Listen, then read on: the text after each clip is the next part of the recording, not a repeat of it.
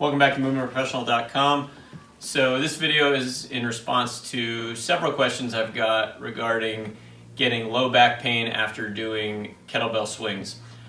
So this is pretty common, and I felt like I would address it here because it is important to look at kettlebell swings as such a valuable exercise, but we want to understand what we're doing when we're doing the swing and what we're getting out of it, but also what we're not getting out of it. And usually what we're not getting out of it is what we want to kind of put into it to counter any back pain or back tension that we would get.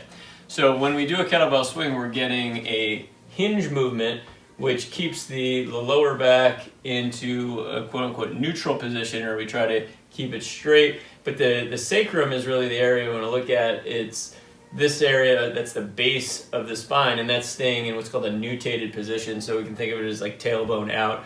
If it were to tuck under that way, that would look like a pretty sloppy swing. So we're never really wanting to do that during our swing because that just changes the front and back trajectory that we have. So we're always going to be in this nutated sacral position, coming up and down. We're going to be creating a lot of power, a lot of speed, so our muscles are going to be tightening aggressively, which is great for our training stimulus when we want to build a lot of volume with heavier weights and also be able to build some speed and to be able to build the capacity of our fast twitch muscles. So it's a phenomenal exercise, and you can get so much out of it.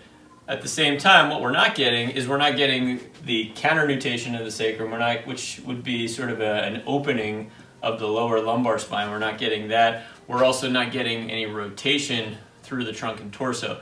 So as a counter to doing a lot of kettlebell swings, it's helpful to have a nice routine that does incorporate some of this sacral counter nutation as well as trunk rotation, specifically thinking about the front side of the body coming into compression, so it would be trunk rotation in a more flexion rotation standpoint. So to look at trunk rotation first, one of the first things I want to see is in a hands and knees position, can somebody reach out, but then more importantly, can they bring the elbow and the knee together? And how easy is this contact? How stable are they there? And what's happening between the shoulder blades? What's happening at the sacrum here? So as I come here and I make this contact, I want to feel that the area between my shoulder blades is open, and I want to feel that my sacrum is curling under and counter-nutating a little bit. All right, and to see how easy that is, and then to see how easy it is on the other side. So one of the things you'll see here is often a tipping here where there's an instability.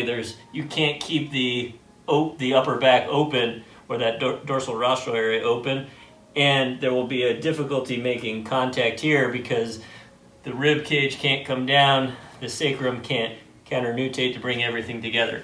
So that would be the first position to start with. If that's easy, then you work on that, you breathe there a little bit, but you can make it a little bit harder by getting into a plank position. And then we want to see if we can touch the knee to the elbow. Again, try to keep that upper back, the space between the shoulder blades open as we bring the knee to the opposite elbow, trying to have that counter-nutation in the sacrum and that opening of the area between the shoulder blades. So that would be the progression there. If we're going to look at specifically working on just the flexion and the counter-nutation of the sacrum, we can look at the bottom of a deep squat with assistance to really help us here.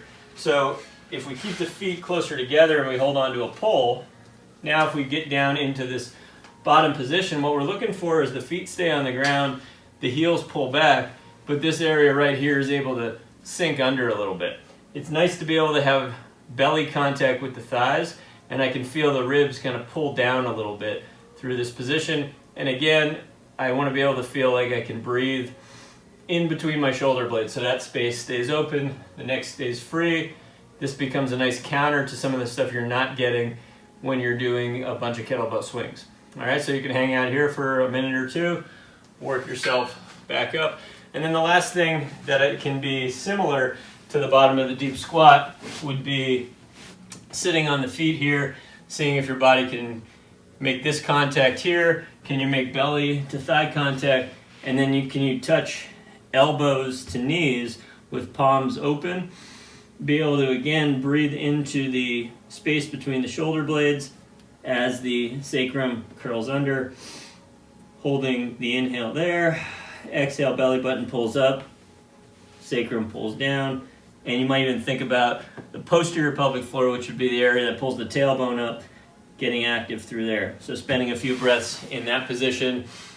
So you're assessing how easy are those contact points. Can you make contact elbow to knee? Can you sit down into the squat without anything hurting? And then can you breathe there? Can you breathe between the shoulder blades? Can you breathe into the base of the sacrum? And does that get easier over time? So if you have any questions, you go to movementprofessional.com or comment below. See you next time.